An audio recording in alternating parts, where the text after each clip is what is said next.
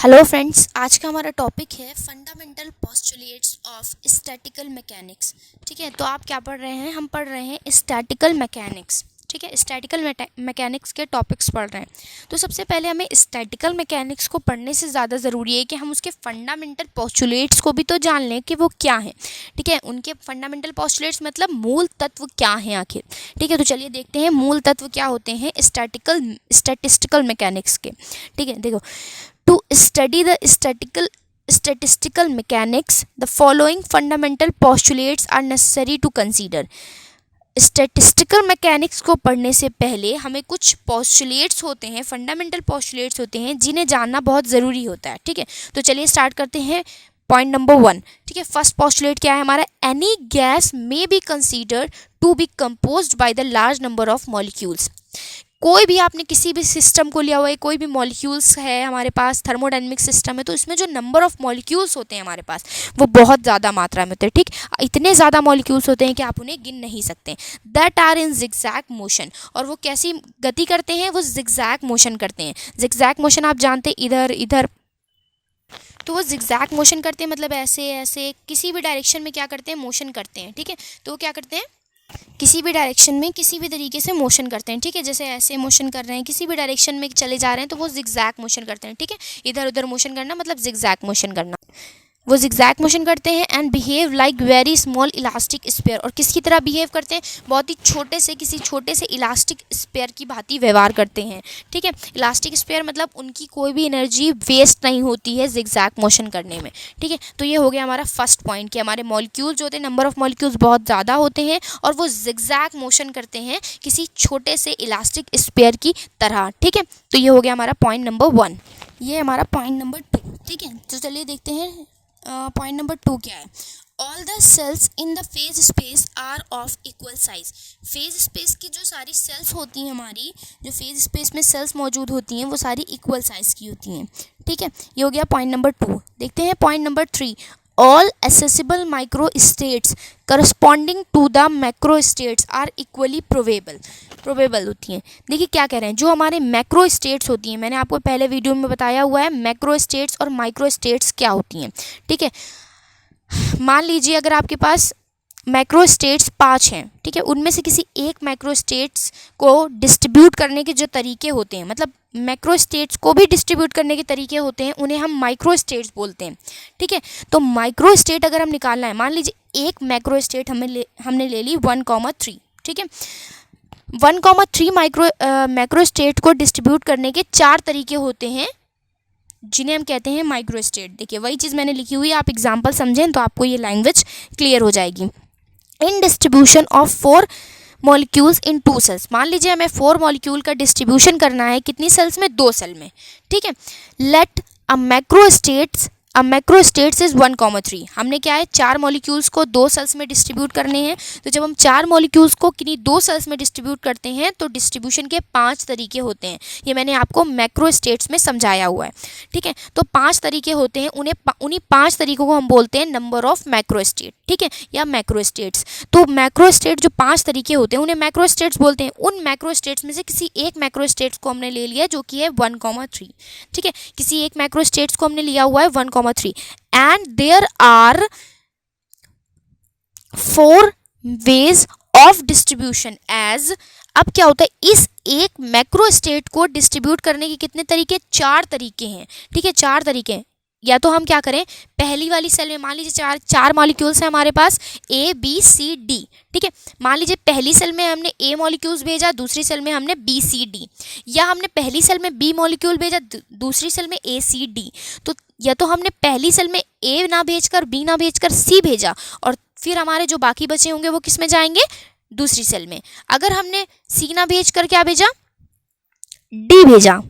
ठीक है, D भेजा तो जो हमारी दूसरी वाली सेल होगी उसमें A B C मॉलिक्यूल्स जाएंगे। ठीक है, तो इस तरह से आप देख सकते हैं कि जो मॉलिक्यूल्स हैं 1,3, तो एक मैक्रो स्टेट्स को डिस्ट्रीब्यूट करने के कितने तरीके हो सकते हैं? 4 तरीके हो सकते हैं। मतलब ऐसे डिस्ट्रीब्यूट कर रहे हैं, पहली सेल में एक और दूसरी सेल में 3 मॉलिक्यूल्स अगर हम डिस्ट्रीब्यूट कर रहे हैं तो उसे भी हम कितने तरीकों से? 4 तरीकों से डिस्ट्रीब्यूट कर सकते हैं। तो इसे तो हमें मैक्रो स्टेट्स बोलते हैं, लेकिन एक मैक्रो स्टेट्स को डिस्ट्रीब्यूट करने के कितने तरीके हैं? यहाँ पे 4 तरीके हैं, 1,3 मैक्रो स्टेट को। अगर यही हम 2,2 मैक्रो स्टेट्स लेते हैं तो उसे डिस्ट्रीब्यूट करने के 6 तरीके होते हैं। ठीक है, ये मैंने आपको macro states and micro states में समझाया हुआ है।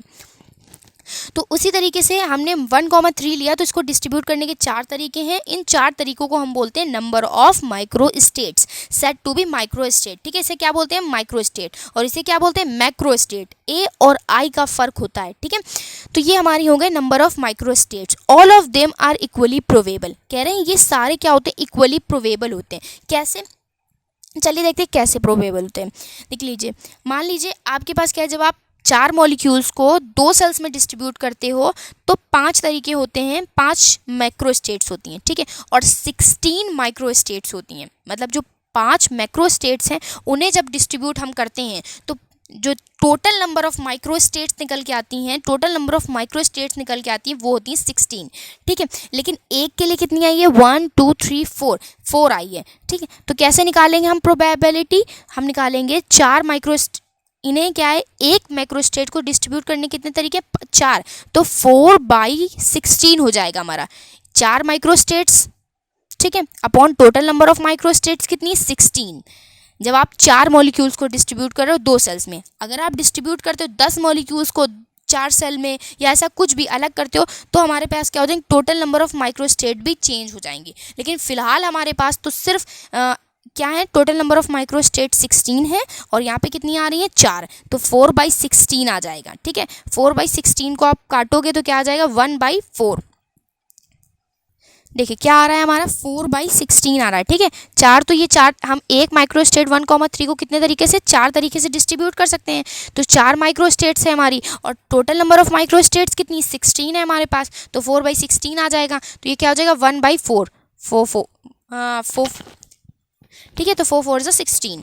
तो ये आ जाएगा हमारा 1/4। ठीक है, तो प्रत्येक की जो प्रोबेबिलिटी हो जाएगी, मतलब जो हमने यहाँ पे देखा हुआ है ए first micro state, second micro state 1,3 के लिए जो फर्स्ट सेकेंड थर्ड, इसमें जो सबकी प्रोबेबिलिटी हो जाएगी अलग अलग, वो हो जाएगी 1/4। तो सारी जो माइक्रो स्टेट्स हैं उन सब की प्रोबेबिलिटी कितनी आ जाएगी? 1/4 आ जाएगी। तो इसीलिए कहा गया equally provable. All the micro states equally provable. जो सारी माइक्रो स्टेट्स होंगी हमारी वो क्या होंगी? इक्वली प्रोवेबल होंगी। तो आई होप आपको समझ में आ गया होगा all the accessible micro states corresponding to the macro states क्यों कहा गया है। मैक्रो स्टेट से ही तो हमारी माइक्रो स्टेट बनती हैं, इसीलिए बोला गया है accessible micro state corresponding to the macro state. Macro states के करस्पॉन्डिंग जो हमारी माइक्रो स्टेट्स होती हैं वो इक्वली प्रोबेबल होती हैं। ठीक है, तो ये पॉइंट हो गया पॉइंट नंबर 3। चलते हैं पॉइंट नंबर 4 की। तो देखिए पॉइंट नंबर 4 क्या है? The equilibrium state of a gas correspond to the macro states of maximum probability most probable distribution. ठीक है, मैंने आपको मोस्ट प्रोबेबल डिस्ट्रीब्यूशन भी बताया हुआ है क्या होता है। ठीक है, मोस्ट प्रोबेबल डिस्ट्रीब्यूशन मैंने आपको बताया हुआ है क्या होता है।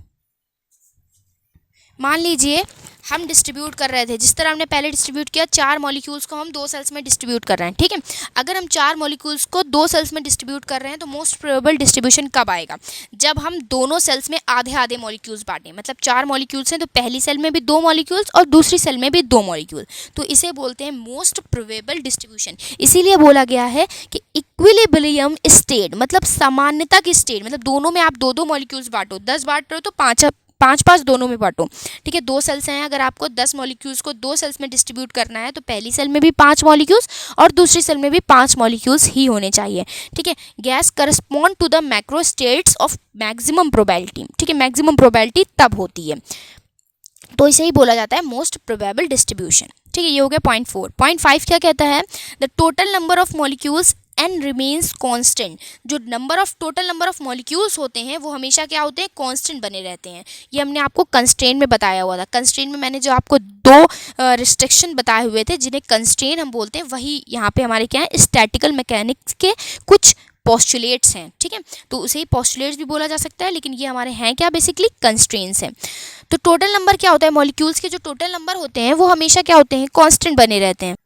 कांस्टेंट बने रहते हैं इन एनी थर्मोडायनेमिक सिस्टम, किसी भी थर्मोडायनेमिक सिस्टम में मान लीजिए आपके पास n मॉलिक्यूल्स हैं, ठीक है, n मॉलिक्यूल्स हैं आपके पास किसी थर्मोडायनेमिक सिस्टम में, although n1 n2 n3 can be changed. क्या कह रहे हैं, n का मान किसी थर्मोडायनेमिक सिस्टम है आपका, किसी थर्मोडायनेमिक सिस्टम में बहुत सारे मॉलिक्यूल्स हैं, वो मॉलिक्यूल्स मान लीजिए टोटल नंबर ऑफ मॉलिक्यूल्स कितने हैं, n है, ठीक है। ये n मॉलिक्यूल्स अगर हम देखें n1 n2 n3 इस तरह से डिवाइड कर दें तो मान लीजिए पहली सेल में n1 मॉलिक्यूल्स, दूसरी सेल में n2 मॉलिक्यूल्स, तीसरी सेल में n3 मॉलिक्यूल्स जा रहे हैं, ठीक, लेकिन जो टोटल नंबर ऑफ मॉलिक्यूल्स होंगे वो हमेशा सेम बने रहेंगे। एग्जाम्पल के तौर पर आप समझे, मान लीजिए आपके पास 10 मॉलिक्यूल्स हैं, ठीक है, 10 मॉलिक्यूल्स हैं, टोटल नंबर ऑफ मॉलिक्यूल्स कितने हैं, 10 हैं, ठीक है। पहली सेल में मान लीजिए 2 चला गया, दूसरी सेल में 4 चला गया, आपके पास कितनी सेल्स हैं, 4 सेल हैं, ठीक है, 2 4 6 हो गया, और बचे कितने, तीसरी सेल में 2 चला गया और चौथी सेल में भी 2, ठीक है। तो आपने इस तरह से डिस्ट्रीब्यूट किया, लेकिन टोटल नंबर ऑफ मॉलिक्यूल्स क्या है, कितने आएंगे, 10 आएंगे। अगर आप ऐसे ना करते, पहली सेल में ये पहली सेल है, ये दूसरी सेल है, ये तीसरी और ये चौथी सेल है, अगर आप पहली सेल में 1, ठीक है, दूसरी सेल में आप बांट देते 5, तीसरी सेल में 1 और चौथी सेल में 3, 5 1 6 7 और 7 3 10, तब भी टोटल नंबर ऑफ मॉलिक्यूल्स तो सेम ही होते हैं ना। तो मतलब क्या है, अगर आप मतलब अलग अलग डिस्ट्रीब्यूट करते हो तो मतलब n1 n2 ये हमारी क्या है, n1 n2 है, n1 n2 n3 and so on, इस तरह से n1 n2 की वैल्यूज़ तो चेंज हो सकती हैं, but total number of molecules क्या होगा, चेंज नहीं होगा, कैपिटल N चेंज नहीं होगा, ठीक है। तो इसीलिए हमने कैपिटल N को क्या बोला हुआ है, कांस्टेंट बोला हुआ है, ठीक है। तो वही मैंने लिखा हुआ है n1 + n2 + n3 and so on is equal to क्या हो जाए, capital N total number of molecules के बराबर होंगे, जो कि हमारे क्या होंगे, कांस्टेंट होंगे, ठीक है। तो इसे हम किस तरह से लिख सकते हैं, अगर हम समेशन के फॉर्म में लिखें तो summation of n1 n2 n3 की जगह पे i लिख सकते हैं, ni is equal to capital N constant, ठीक है। ये हो गया हमारा 5th पॉइंट। अब आते हैं पॉइंट 6 पर, ठीक है। Eight constant temperature T, constant temperature अगर हम रखें ऑफ अ थर्मोडायनेमिक सिस्टम, इसी तरह से हमारे पास थर्मोडायनेमिक सिस्टम है, ठीक है, तो हमने उसमें कांस्टेंट क्या रखा हुआ है, temperature, it's total energy remains unchanged, ठीक है। तो इसकी जो टोटल एनर्जी होगी वो क्या है, होगी अनचेंज्ड होगी। कैसे अनचेंज्ड होगी, जो टोटल एनर्जी होती है किसी भी सिस्टम की वो हमारी क्या होती है, कांस्टेंट होती है, ठीक है। तो देखिए आपने मान लीजिए ऐसे ही n1 n2 n3 अलग अलग सेल्स में आपके मान लीजिए पहली सेल में n1 मॉलिक्यूल्स गए, दूसरी सेल में n2, ठीक है। तो मान लीजिए n1 सेल में जो मॉलिक्यूल्स गए हैं, सॉरी जो पहली सेल में जो n1 मॉलिक्यूल्स गए हैं उनमें प्रत्येक मॉलिक्यूल की एनर्जी कितनी है, ε1 है। तो अगर हम टोटल मॉलिक्यूल्स कितने हैं पहली सेल में, n1, और प्रत्येक मॉलिक्यूल की एनर्जी है ε1, तो टोटल एनर्जी अगर हम निकालें n1 मॉलिक्यूल्स की तो n1 से ε1 का हम कर देंगे मल्टीप्लाई, तो n1 ε1 प्लस n2 ε2। इसी तरह से दूसरी सेल में n2 मॉलिक्यूल्स हैं और इनकी एनर्जी, प्रत्येक मॉलिक्यूल की एनर्जी कितनी है, ε2, तो टोटल एनर्जी कैसे निकालेंगे, n2 × ε2। अलग अलग एनर्जी थोड़ी बहुत चेंज हो सकती है लेकिन टोटल एनर्जी जो होगी वो कांस्टेंट होगी, ठीक है, इसीलिए कांस्टेंट रखा है हमने एट कांस्टेंट टेम्परेचर। तो ये हो गया। तो हम इसे किस तरह से लिख सकते हैं, n1 n2 n3 and so on को हम लिख सकते हैं ni, ε1 ε2 ε3 को हम लिख सकते हैं εi, समेशन ऑफ i इतना, ठीक, is equal to E constant at constant temperature. ये हो गया हमारा पॉइंट नंबर 6, ये 5 पॉइंट नंबर 5 और ये 6 हमारा क्या है, कंस्ट्रेंट भी हम इन्हें बोलते हैं, ठीक है, मैंने आपको कंस्ट्रेंट में भी बताया हुआ था। तो ये हो गए हमारे fundamental postulates of statistical mechanics, ठीक है। आई होप आपको ये वीडियो समझ में आई होगी। अगर आपको ये वीडियो पसंद आए तो प्लीज़ मेरे चैनल को लाइक, सब्सक्राइब और कमेंट करें। Thank you for watching.